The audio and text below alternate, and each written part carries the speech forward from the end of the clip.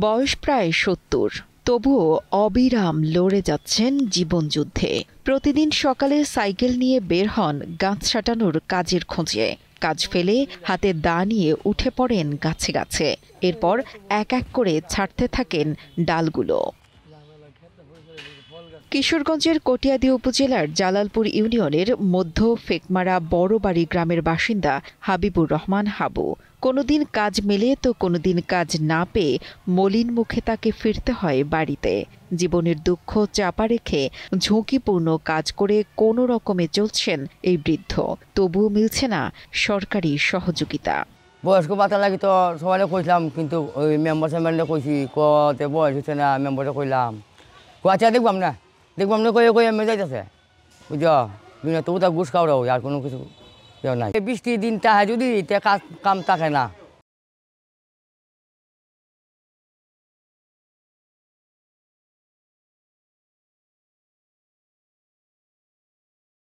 যেই বয়সে থাকার কথা বিশ্রামে, সেই বয়সে হাড়ভাঙা পরিশ্রম করতে হচ্ছে বৃদ্ধ হাবিবুরের।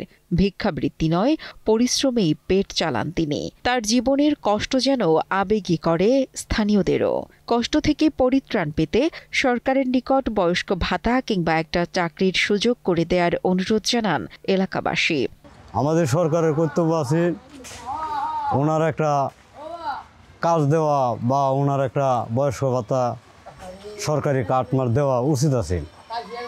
এটাই আমাদের প্রশ্ন, উনি যাতে এসব কাজেতে বিরত হয়, যাতে আমাদের সরকার গঠন হইলে ওনাকে দেখে। এই বয়সে উনি গাছ কাটে, এটা দেখতে আমাদের কাছে খুব কষ্ট লাগে যে এই বৃদ্ধ বয়সে উনি গাছ কাটে।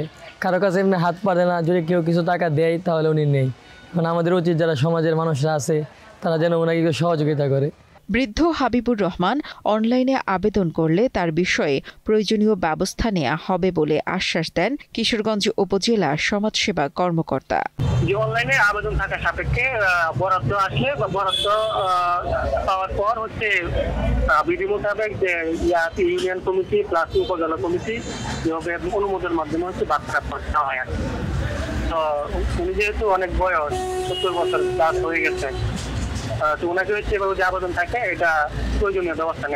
বিত্তবানদের সহায়তা পেলে জীবনের শেষ সময়টুকু একটু হলেও স্বস্তিতে কাটবে, এমনটাই মনে করেন এলাকাবাসী।